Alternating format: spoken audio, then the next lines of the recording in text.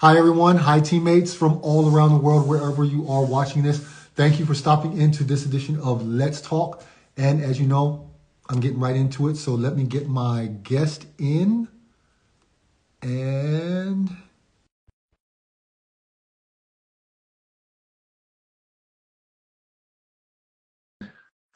camera ready. And yet now, yep, there we have him, the man, the myth, the legend. Let me get my camera straight. Okay, so we're good. Jabari, what's good, man? Man, what's going on? How you doing, brother? I'm straight, man. Okay, so you saw my science experiment with my glasses, but now we're going to get right down to business. So, can you do me a favor? Introduce yourself real quick, and then we're going to get started. Yes, my name is Jabari Harris, but I go by the name Safari Bari. That's kind of like my alter ego or my stage name. I was born and raised in Jackson, Mississippi, so a long ways from where I live now. I'm currently living in Helsinki, Finland. I'm 33 years old, and outside of football, I'm doing aerospace engineering, so that's my primary work these days, and I'm very excited to be on the show, man. Dope. I'm glad to have you on, man. So, before we start, okay, you might think that you are the first football player that I've had on the show, but you would be wrong. You're not the Mm, first football player. mm. And you are also not the first football player named Jabari that I've had on the show. What?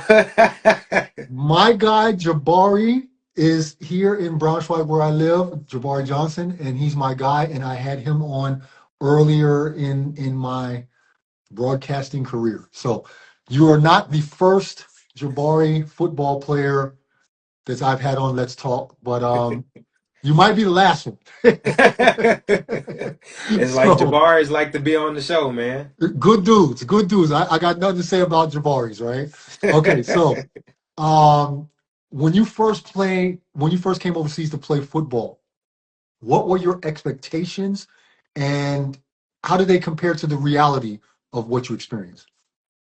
To be honest, man, I came right out of college, and when I heard professional football, I'm like, okay, this might be the next thing to the NFL or the CFL. So, coming here straight out of college, I'm thinking, man, this finna be very organized. Things are finna be, detailed, and once I got off the plane I was greeted so nicely. I'm seeing new visuals, but once I really settled in and I got to the first practice and I see like two or three dudes there, I'm like, yo, what? And then I'm looking around like, where the rest of the team? And management is like, oh, they at work, or they got to be with their families. And I'm like, but ain't this professional ball? And it's like, well, it's professional for you, but it's just a hobby for everybody else. So Right. that's when I kind of realized, like, all right, this is gonna be a bit different. But for me at the time, it was like it's still football. I get to play. I'm traveling the world. I'm making my mom and dad proud. But I think year by year, it started to hit me that okay, I have to accept that football, the way that I knew it back at home, will never be here, and I Right. had to learn a new way to appreciate the sport and find a way to where I can bring out the things that I was accustomed to back at home here, but also have to accept that the European standard and way of doing it is just not the same. Yeah. Yeah. And what's crazy is like if you've been over here long enough, you become like an ambassador to the game. Like what you said, you kind of bring facets from what you're used to over here and kind of make progress and force change, force, what am I trying to say? Progress. Progress. Damn. Yeah. So that's kind of a cool thing that you get to see maybe now looking back on your playing career as now you are of advanced age, that you can see from when you first came to now, maybe also things that you've brought. Have you ever thought about that? Yeah, when I first came, especially in like when I hit my third or fourth year here, I think at that time, because I was still young, my mindset was still more of I have something to prove for myself as a player, and I wanted to go out and achieve the personal things. But as I got older, I realized, the game needs more than me just chasing MVPs or championships. if I really want the sport to grow for the future of football here, for not only myself, but even for my son who is a football fan, I have to be more involved in the development outside of Right, playing. And right. so that's when I got the opportunity to coach the junior national team here in Finland. And it was such a rewarding experience because now those guys are playing in the league against me. And I'm just like, man, I remember when you didn't even know how to tie your shoe, and now you're trying to kill me. So I think that my mindset changed over the years because I realized my love and contribution for the game shifted. Mhm. I realized that what I could bring to the game was more valuable off the field than on the field.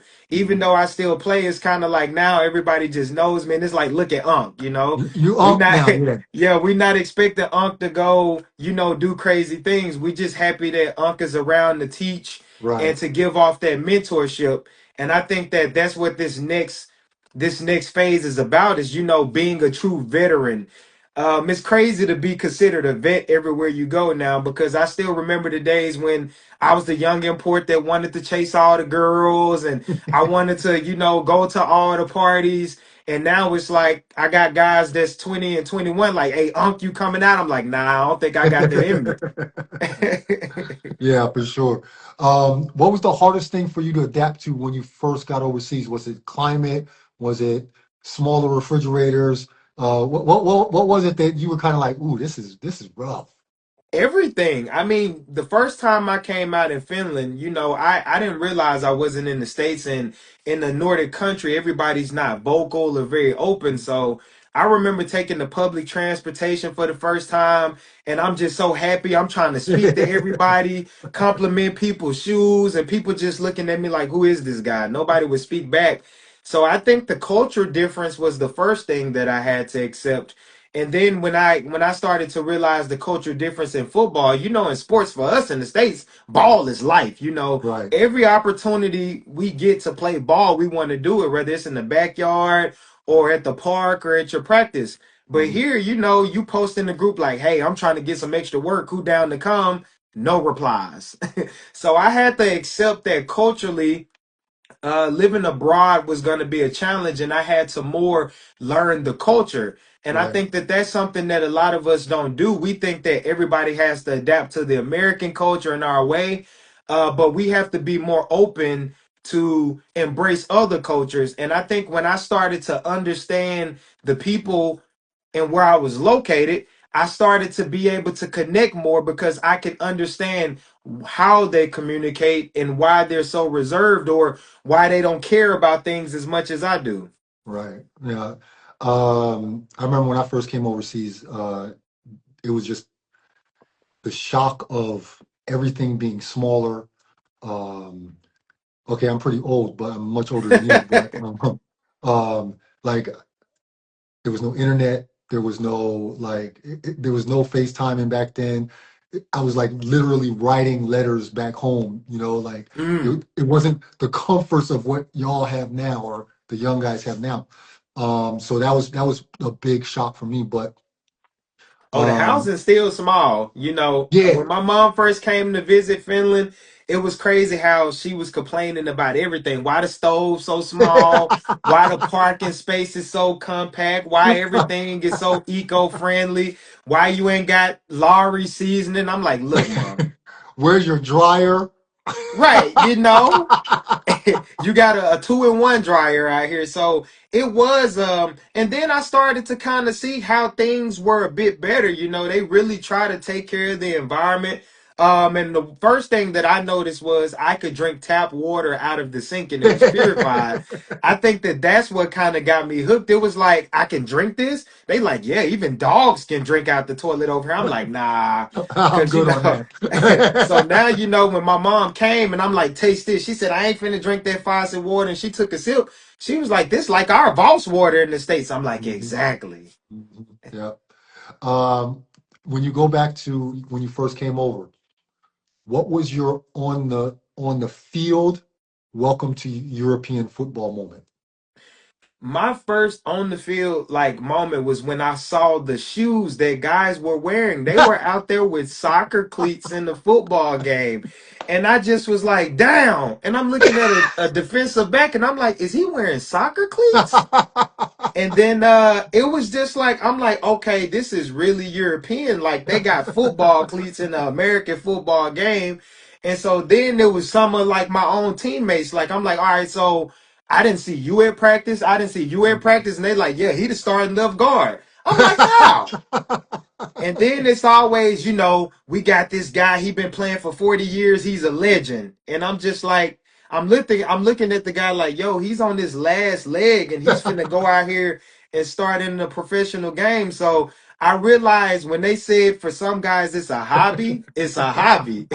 And but I never forget, like I'm lining up, I'm like, man, this finna be my first snap as a quarterback in Finland. Damn, are those soccer cleats? And then I realized how friendly people were. Like guys were killing me and saying, "Hey, good run." I'm like, "What are you? I'm not your friend. Don't compliment me. Don't be nice to me." Like I was waiting to get some rib shots in the pile, and even my teammates. I think because I was very competitive, because I grew up as a Cam Newton fan, a Tim Tebow fan. I used to like, it's us versus them, Right, and we right, don't like them. In the middle right. of the game, my teammates are shaking hands with the other team, saying, "Good tackle, good interception." I'm like, what are we doing out Stop that here? shit. Yeah. So like I'm going back to the sideline. It's 3 and now we punting and coach is like, "Are you good?" I'm like, no, it's a guy with soccer cleats out there and he told me I look good. Like it's all weird. Oh man. Uh, okay, so it's not all rosy when you play overseas, right? So did you ever have a moment where it was like, I gotta figure this out or I'm going home?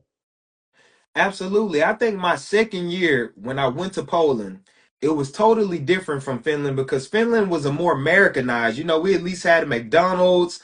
People spoke Mhm, English, and I was in mhm, Helsinki, the capital. When I went to Poland, I went far east where nobody was speaking English. mhm, I'm in the grocery store. I don't know how to ask for milk. And then also, as an import, you live with other guys. So mhm. it was a situation where I'm having to listen to guys smash every night. And I'm just like, yo. I'm like, how am I supposed to prepare for a game? And they got the Bang Bros going on over there. So, it was it was definitely challenging having to accept that this was like college to a different form. It's like we're grown men, we're getting paid. And then it was like when I was in Poland, we had like four guys in a 3 bedroom house. So it was like I'm on the couch and all I hear is and then I'm like, bro, how do you perform like that the night before the game? Like I can see if this was after the game, you get your rocks off. It's nights before the games, and I'm hearing all kind of girls. Oh, I mean, I learned everybody's name from just being around, man. Oh, sorry, I lost my composure a little bit. I'm my bad. I'm laughing so hard because I'm telling you, it was like the Bang Bros that second year, man. Then the team, I'm I mean, they could at least gave me a comfortable couch. They gave me like a pull-out couch. So it was like I'm already sacrificing and then I gotta hit and it was every night because it's four guys, we young. So every night it was just like a different guy had to prove his point. I feel like they was competing every night. Cause like sometimes I'm like, yo, you really trying to get a permanent residence in this thing. So then I had to join the competition and I got stuck out here. okay. So so this is when you know that I am not a trained journalist because my stomach hurt right now. Okay. Oh man. I was laughing so hard because my first season overseas, I lived with I was in Austria and I lived with two guys and two of my teammates and it was like the exact same thing and I was just like, where am I living? Like oh that's good. Oh that's good. And I think that wasn't even the worst part. The worst part about living with other grown men young men, is like you realize we're really dudes. Like, I'm used to mom cleaning the dishes or, and then you start living with dudes. You got dip pouches on the counter. You got condom wrappers that were forgotten about. And I'm just like, yo, I got to do this for half a year. This is crazy. Oh man. Okay, all right. I gotta refocus. Focusation. Okay.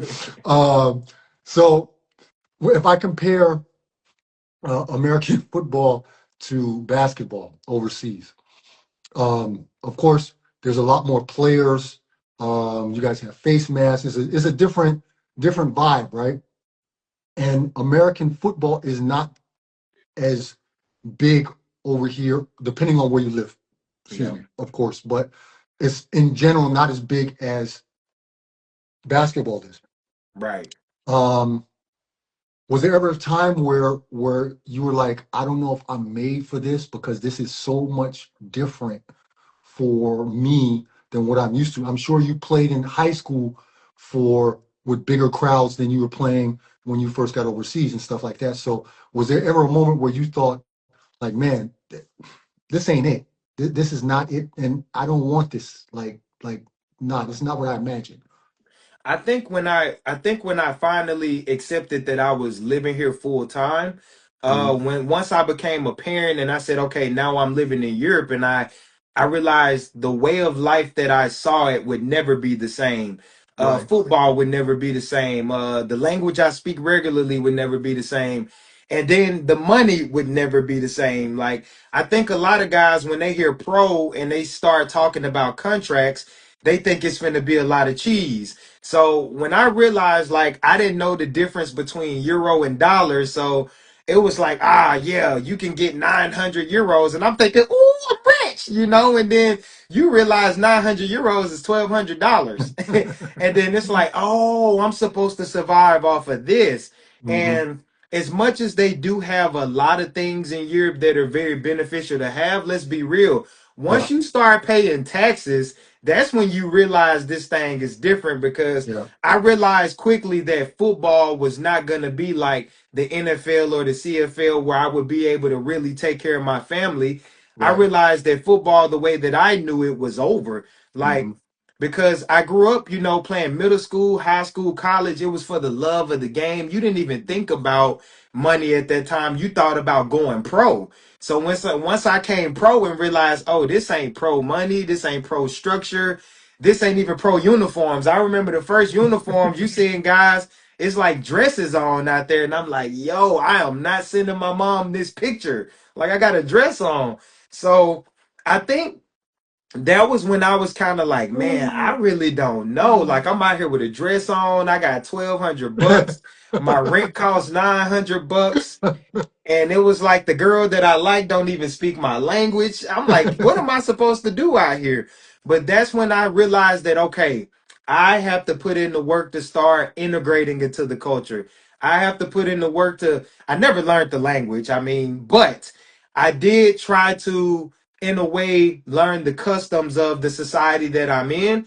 But I also think the mindset that I had to change, because I was so used to the capitalist mindset in Right. America, Right. where the harder you work, the more you can achieve, and this and that. Everybody doesn't have that mindset. I think that when I really started to get into the work culture out here, and people Mhm. was just like, I'm not going to work today. I'm like, you can do that? Yeah, you can get, I'm taking sick days. You gonna get paid? Yeah, I can get 5 days off and the government will pay.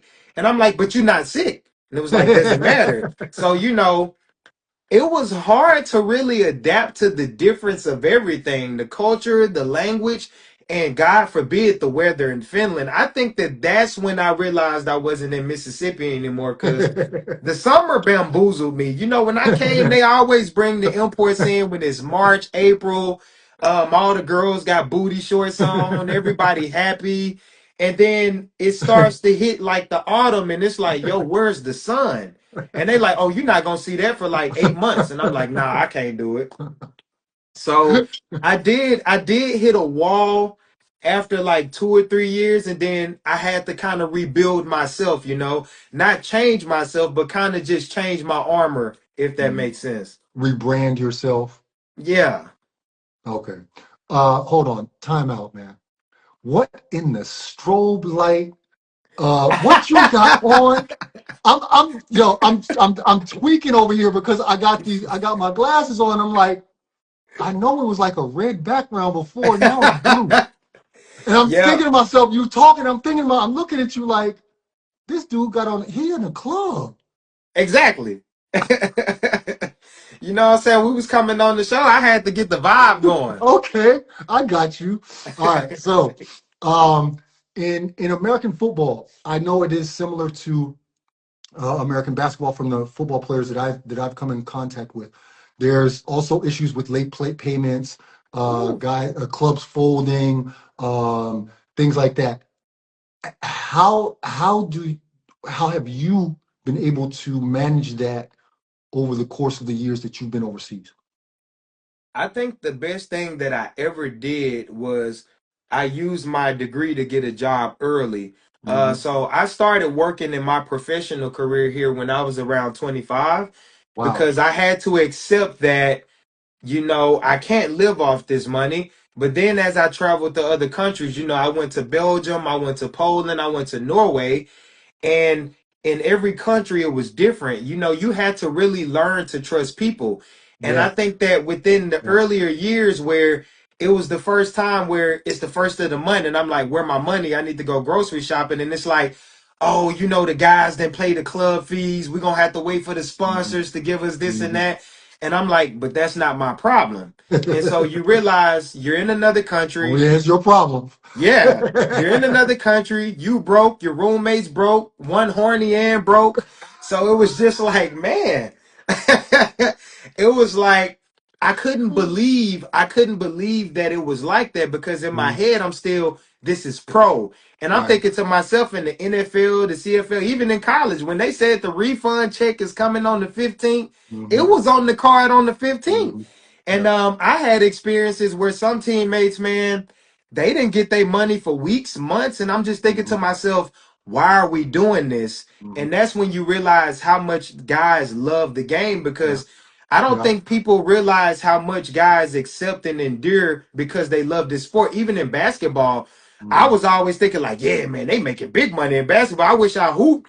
Some guys may get a little cheese Yeah. depending Yeah. on where you at, but a lot of guys still waiting on that payment like you. And you young, it's Friday, you want to go to the bar or you just want to have a good dinner, but you can't because you haven't been paid for 2 weeks. Right.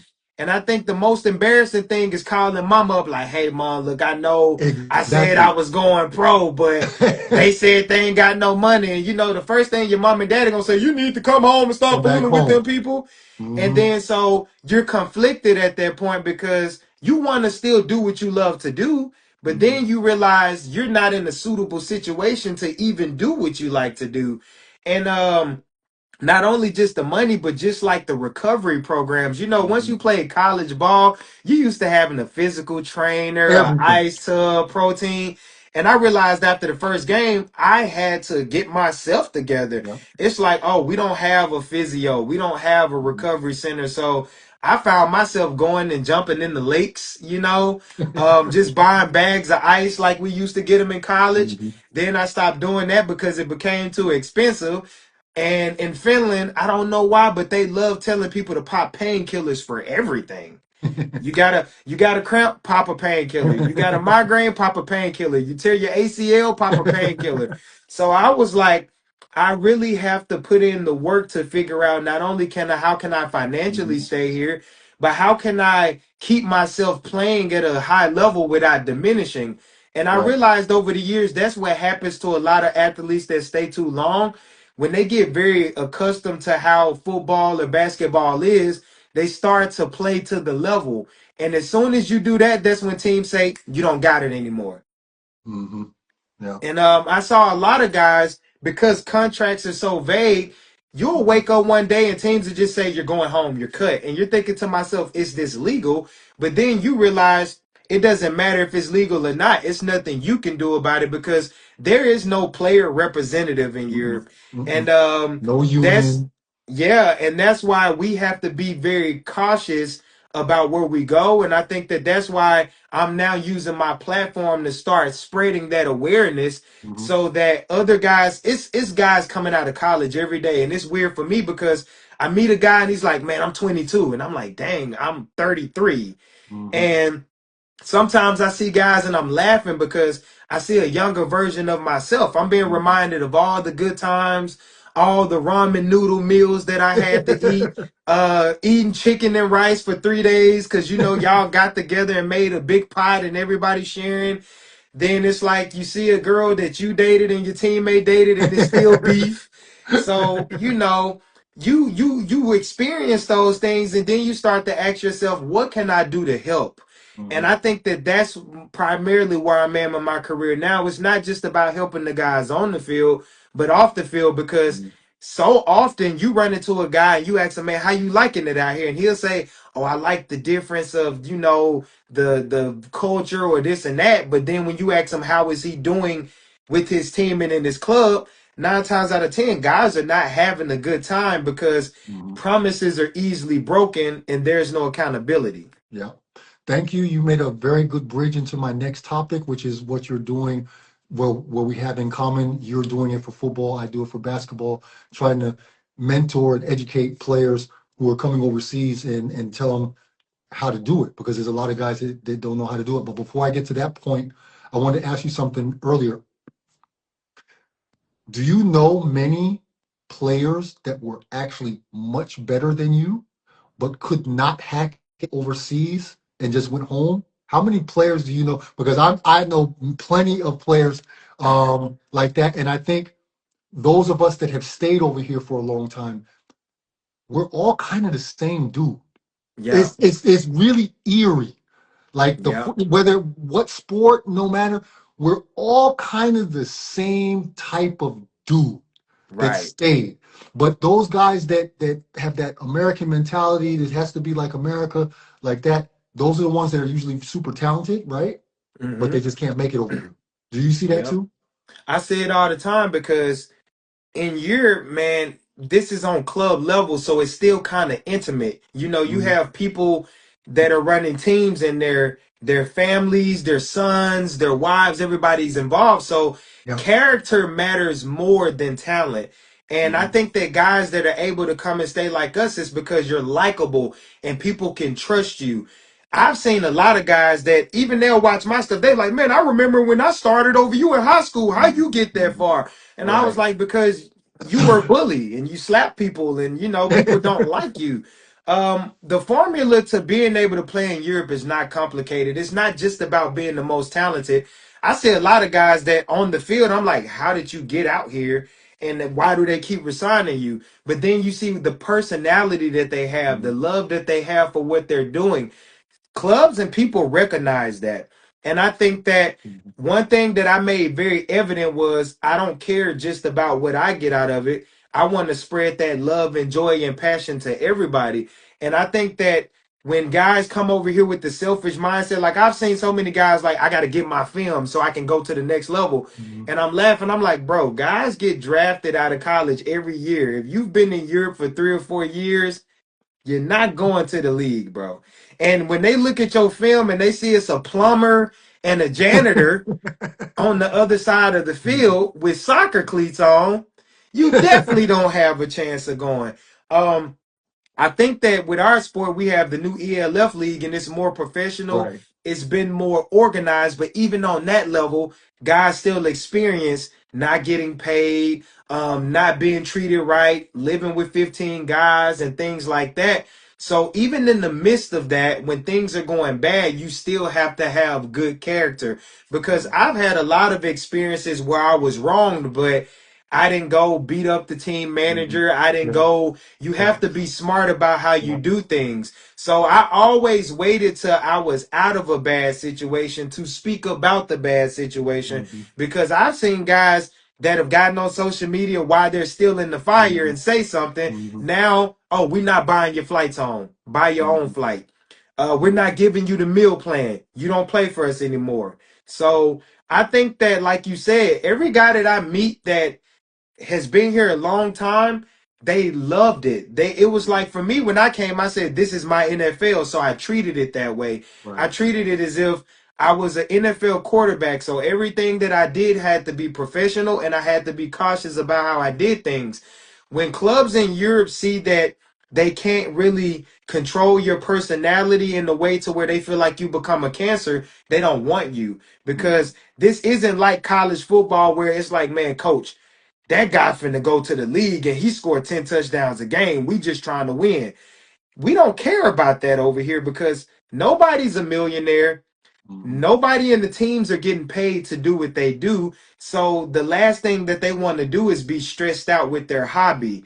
So when I realized that regardless of how well I play, I've seen guys that have come over here from LSU, Boise State. It's been some crazy athletes that I've seen come out of NFL camp and they don't do well because that it's hard to compare Europe to the NFL. And I remember when I wasn't a Division 1 player. I was a Division 2 player. So I was always hyped up to play against the guy from LSU in Alabama because I felt that if I could outperform him for myself, it would prove that I have that type of talent. Right. Because in the States, it's a big jump between the higher and the lower leagues, but it's also a bit of luck getting there. Yep. So everybody's not going to get the opportunity to play on those levels. But if you start to notice, you get a lot of small school guys that come to Europe and they're better because I think that there's a mold of athletes that Chip fit. on their shoulder. Yeah, they have a chip on their shoulder and they're also dedicated to do whatever it takes to stay. Mhm. Me, I didn't want to get sent home. It mattered to me to go back to Mississippi and felt like I had failed. So when Mhm. I came, I'm like, everything that I'm doing, I'm representing my mom, my dad, my high school teammates that couldn't do it, my college teammates that couldn't do it. I feel like I had more to lose than I had to gain. And I think that if you come with that mindset and you're also open minded to really embrace how they do things without basically shitting on it, you will be appreciated more because the worst thing I've seen Americans do is literally come and we all notice the same thing. We all know this is a bit different, but guys will really shit Mhm. on the clubs and the organizations about, oh, Yeah. they don't have no money. They ain't got no infrastructure. These guys, sorry. These guys are paying your salary. Mhm. So you have to have a certain level of respect as well for the guys here. Yeah. Um, so you built a name for yourself, not just as a player. You spoke on it a little bit as well about, mentorship and helping import players, especially navigate life overseas. How did it start, and where do you want to go with that? It started when I realized that those were things that I wish that I had when I first came over. Mm, I wish yeah. that there were more Mhm. people. Same.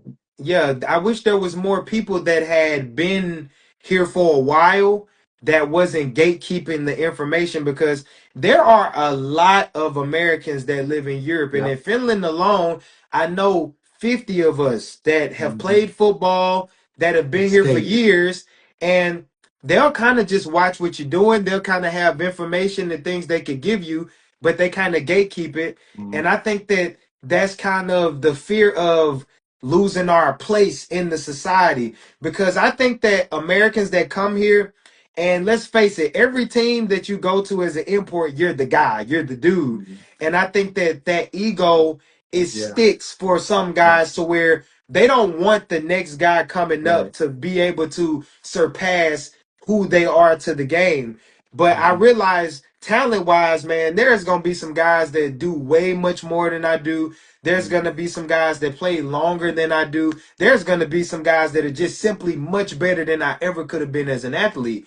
But then I realized, but as a personality, I could stay in the game forever if I make myself available to be involved with football without having to be on the field. And Right. that's where I'm trying to go with my platform now. I could always be a mentor and a helper to the next generation on and off the field. And the longer that you are in the game, the more respect that you get. Right. I think when I tore my Achilles, well, I tore it back to back. That's when I realized I was getting old. the moment I tore my Achilles, it hit me that I wasn't gonna play forever. Mm. I realized that father time or mother time or whatever you want Undefeated. to call it, it was coming, and it was very hurtful because I realized every season there was something that I used to could do that I couldn't do anymore. I realized how hard it was to sprint and run a 4.4. I realized how hard it was to lose weight. I realized how hard it was to throw in the game without having to ice my shoulder.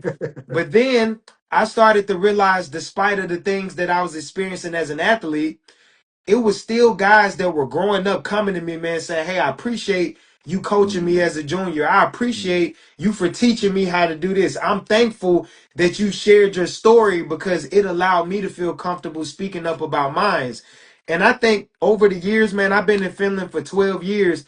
The stories that I've heard, not only just from the imports, but even from the locals, there's a lot that goes on behind the yeah. scenes in these Yeah. sports that's just crazy. Yeah. But I realized people were so afraid to talk about it. So Right. I did some research and just some digging of why. And a lot of guys are afraid to speak up because there are some people that control what they can do within their sports.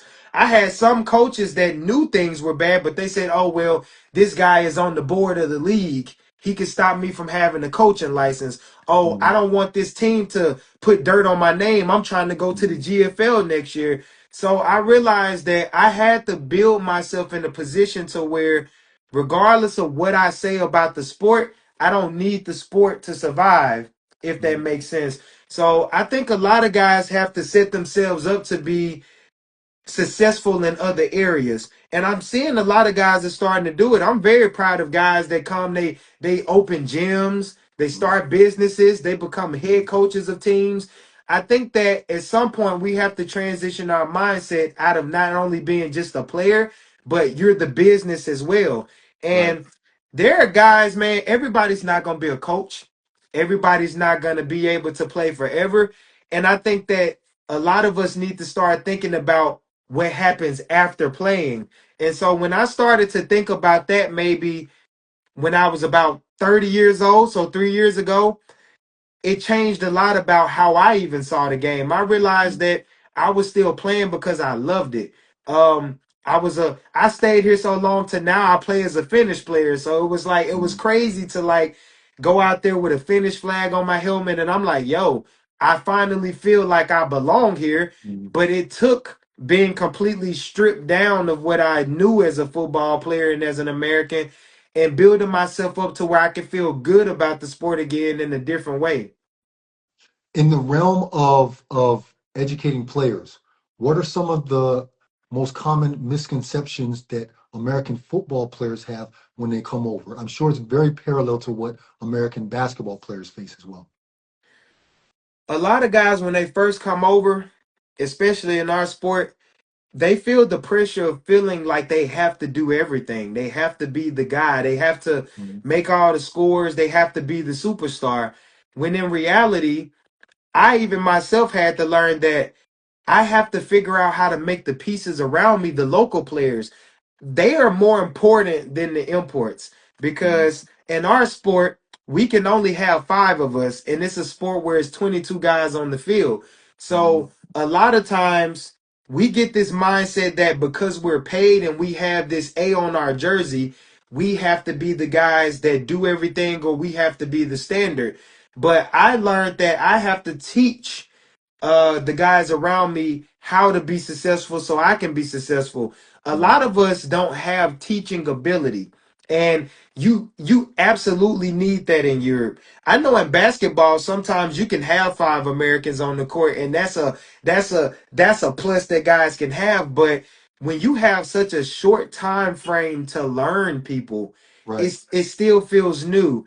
And sometimes you clash with the other Americans because everybody comes with the Everybody's same. competing. Yeah. So even though it's been times where I've had import receivers, import running backs, and in my head, we're on the same team. We're trying to win. But if I had a game where I had more yards rushing than the running back, he's mad. And it's Hmm. like, I'm like, this is what I do. I'm not trying to stop your Hmm. shine. I'm doing the best that I can to help us win. So we have to get out of that mindset of thinking that it's about me. And if I'm not successful, the team can't be successful. But also, I think that we have to stop separating ourselves from the others. What I mean by that is, I really I realized that we start to click up very fast. We'll go Mhm. out only with the Americans. Right, We'll hang right. out only with the Americans. And I get it. We live together. We spend a lot of time together. And we feel like we're the only ones that can relate to each other. Mhm. But what happens is you form these cliques, and if you're a guy that wants to stay longer, you realize you haven't made any connections, you Mhm. haven't networked. So Mhm. I think that when guys leave America, and right now a lot of guys want to leave America, it's crazy over there, you have to come with the mindset that I am a businessman and I'm trying to network. I'm not trying to go back over there. Trump said he want me out of there anyway. What do I need to do besides playing to be able to stay here? And that's network. So Mhm. I think that that's one mistake that guys do when they come over here, is thinking that I'm the stud. They bought me here. They're paying me this. I'm the Mhm. guy. When you realize that every team has a guy, every team has an import, and your team may have two or three of them.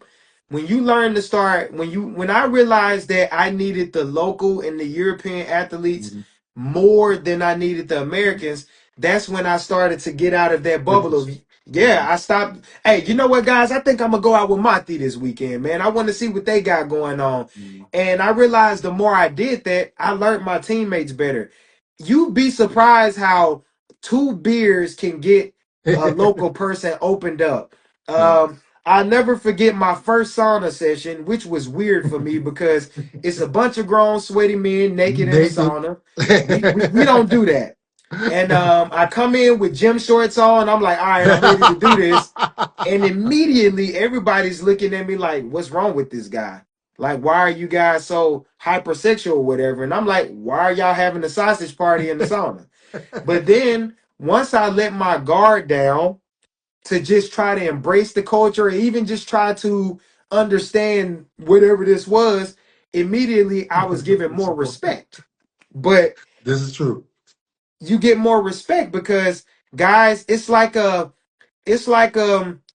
it's like a medal of honor when somebody offers you to participate in their culture, because Mhm. they don't do it for everybody. Mhm. And when I started realizing that some of these cultural norms that people were trying to get me to participate in and try out, it was because they liked me. They weren't trying to Mhm. force so much of me to be like them, but they were proud of what they're Right, doing. Because right. saunas is something that was, I think, invented in Finland. So sauna was something that they take a lot of pride in. So Mhm. when I realized that doing these small things to try to build a better relationship with the locals and networking with them to find out how things in their country works, that's when I started to see myself be successful in every aspect. Mhm. I started to get contacted to play on some of the best teams instead of the bottom Mhm. teams. I started to get people that wanted to help me find work. I got my job through football. It was just Mhm. one day, I was at a practice, and my coach was like, "Is it true that you got an engineering degree?" I said, "Yeah." It was like, "Oh, one of the women's players' husband just started a company and they looking for help. You should go apply." And just like that, my professional career started off. And it Mhm. came from just networking and making myself available for the people that I was around. And it has been a bit of a struggle to see a lot of Americans not figure it out yet. But I realized everybody doesn't want to, because Yep, the ones that I see that struggle, those are the ones that don't want to accept that we're not at home. yep, We can't force things to go our way. We yep. can't force sports to be played or managed in the way that we do it. Mhm. So you have to kind of figure out where you belong. And I think that I'm still figuring that part out. I know what I want to do as far as ambassador for the game. But when I talk about integrating what I want to do in football with the locals, I still don't know exactly how to do it. Mhm. It's learning by doing, man. I've been over Mhm. here 30 years and I'm still learning. Still Mm. learning how to. I came over when I was 22. I'm 52 now. I Man, ain't going see, back, we got to right? stop coming over here as kids. Hey, I'm telling you. So on that note, as kids, man, you are pushing me right to my next themes. Now, speaking of kids, I got a question for you in a second, but I'm gonna tell you a little story. So my first love was actually football. I Mm, started playing football before I started playing basketball. Basketball was always around. My whole family played basketball. My dad, my brother, everybody. I was destined. I ended up being 6'8". Like I was going to be a hooper, right? But yeah. little Sean was this Hey, you look like you was playing receiver or D line, or you D had line, some length. D line, Knew D it. line, right? So that was my connection to football. Football is still a big passion of mine, even though I don't watch as much as I used to. But football was my definitely my first love. Now, speaking on that, I know you have a son, and what are your thoughts? First of all, first question is, what are your thoughts on raising a child in Europe as opposed to if you were back home? And number two, do you want your son, with everything that we know now about CTE and everything, do you want your son to follow in your footsteps? Okay, so to answer the first question, raising a son here, I feel like is less stressful because there's so many benefits for children. Mhm, mhm, I remember just finding out that after my kids was born that moms can stay home for 2 or 3 years and they can really have the experience of nurturing and being with the kids, and mhm. the daycares and schools are very affordable, it's very safe. Yep. So I think that that's what kept me here, is just knowing that it's more safe and Mhm, that I can just myself be safe, and I don't have to stress so much about all of the propaganda and some of the things that we just have in our mhm. culture. There's a Right. lot of influences in the States, and sometimes as a parent, you can't really shield or protect your kid from everything that's coming their way. I Exactly. think that because in Finland is so small, we have 6 million people, and there's just a standard of living that's just very high. I think that that's what makes me want to keep my children here. When it came to sports, I automatically knew after experiencing American football here and how they coach it, how they teach it, and the level that they play it at, I knew immediately I didn't want to push my son to do something that he wouldn't be able to have the same experience with it as I had, because home, ball was to a different level, Right. and the attention and everything that was put into it was a bit higher.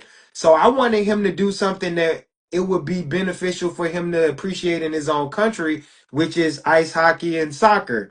And my son's grandfather, his uncle, the locals, they all played ball here. So everybody was kind of just thinking that I was gonna force my son to do it.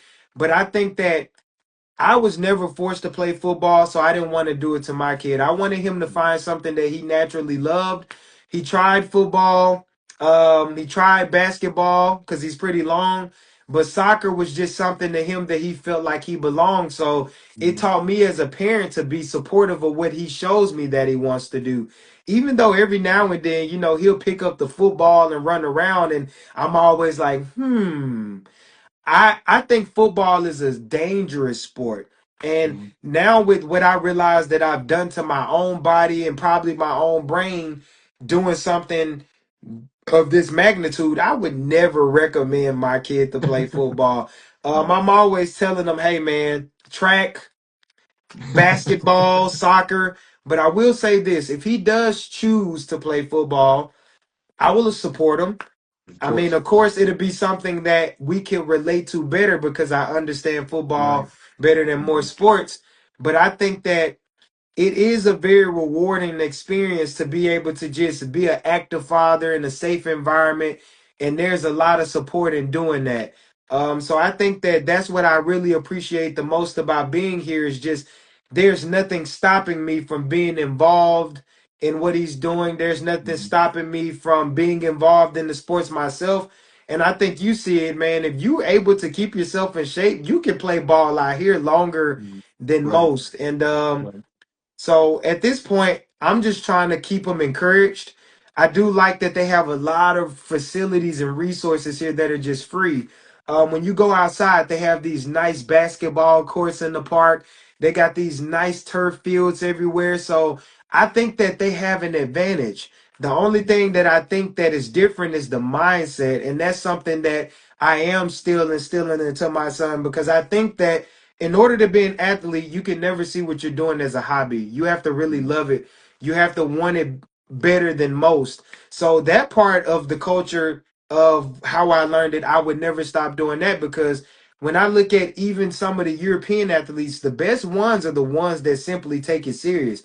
Even American football, there are guys that go from Europe to the States and play college ball, and you Yeah. realize they speak the same language in the sports that you do. So we're raising children, and my kids, they understand that they're half American. They still understand that there's a standard because Right. you're half American. So if we're gonna do this thing, we're gonna do this thing all the way. If you're gonna play Right. soccer, son, be a great soccer player. If you're Right. gonna play Quidditch, be a great Quidditch player. Mhm. But have some pride in what you do. And so I think Standards. that that's what I'm trying to instill into my son because it pissed me off when I came and everybody just was like, I don't care because I don't get paid to do this. I don't care because it's just a hobby. I don't care because I don't play. So I think I got a good balance of both right there. Good. Good. My guy, I got like one more question. I don't want to keep you too long. I know it's 1 hour later there. I could go on, we could go on for like 2 hours, I'm sure. Um, what advice would you give to yourself when you first came over? Stay away from the women. If I could no, but seriously, if I could go back in time, I definitely would have told my younger self to be cautious of my surroundings and what's really out here because Right. I think a lot of young men come and we get so caught up in the fun, we get so caught up in the Mhm. extra attention, The and lifestyle. yeah, and let's face it, we are hot commodities over here without acknowledging it. Yep. I didn't realize that when I came over here, I was a big fish in a small pond, and I Mhm. stood out like a thumb. I'm used to being in college where there are tons of guys like me, Right. so Right. there are options. And I think that I was throwing my fishing reel in every pond that I could throw it in. So if I could give guys any advice, it would be act like you've been here before. Like, act like you are a professional, that you are the prize, and have a little bit more self respect for yourself. Because, I mean, let's face it, it's easy to go out, do all this and that. But I realized that my behavior off the field got me judged by the locals because you build a reputation fast. There, I Yep. think still at this Word point, spreads. yeah, and when I realized that I was the only Jabari in Finland that was permanent, I was like, damn, anything I do, if somebody says it was They're Jabari, gonna know it's it's you. only Yeah. me. Yeah. So we Yeah. we have to be cautious of just being professional. When you sign the contract, even if you come for free and a meal plan, Hmm. Yeah. try to be as professional as you can. Yeah. Even Yeah. if we were in the NFL, we're not messing with every girl unprotected. We're not trying to, do things that would be detrimental to our platform. So if I could go talk to myself again, it's just, act like you've been here before.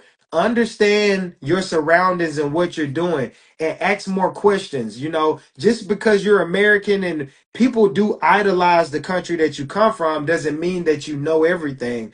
Mhm. So I would try to be a sponge and really just take in as much as I could get. I can say there were older Americans that tried to warn me about what was out there. You And gotta live. You gotta live it on your I own. remember being the young hothead at the time thinking, oh, these old guys just hating. They just hating. Mhm. They weren't hating. They were really trying to tell Mhm. you how they ended up being here forever. And Right. so after my first year, when I realized, dang, I'm a dad, it hit me like I should have been more cautious of what people were trying to teach me. So, young fellas out there, man, be students of the game on and off the field.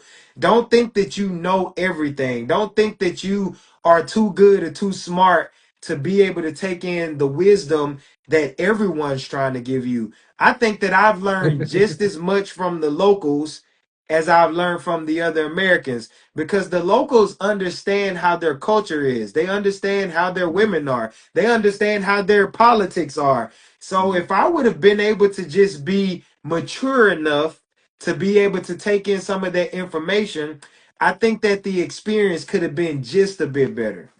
I got you. I feel you. Okay, last question. Um, and I'll after I ask you, I'll tell you what my answer is.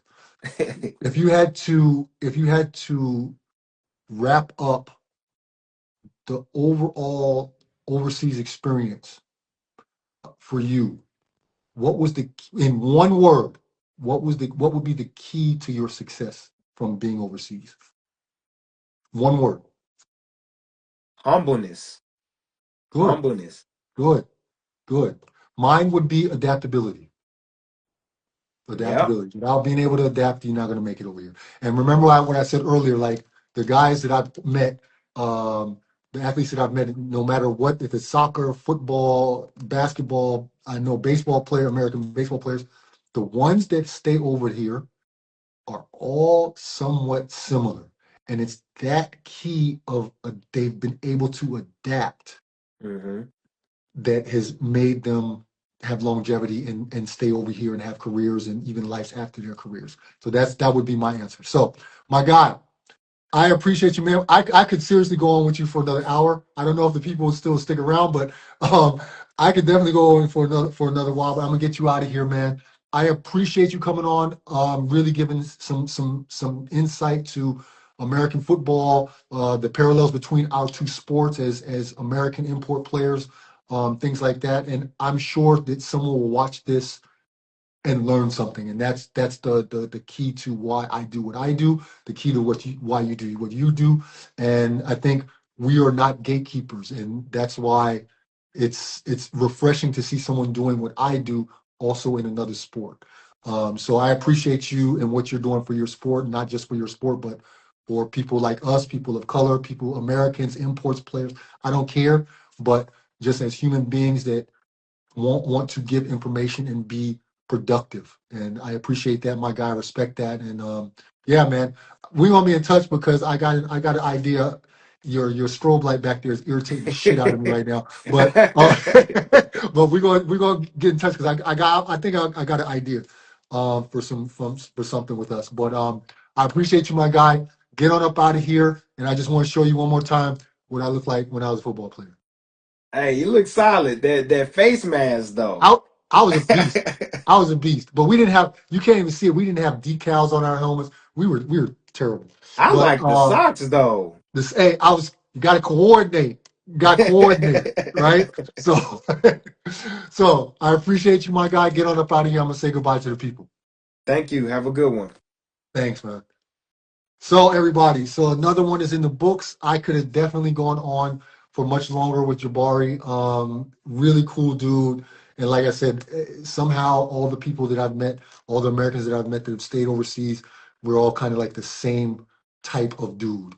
So good to see that he's giving back to those coming behind him, just like I try to do. And yeah, that's it for me for tonight. I have another one next week. I'm not sure if we're doing it on YouTube or if I'm doing it here, but I think on YouTube.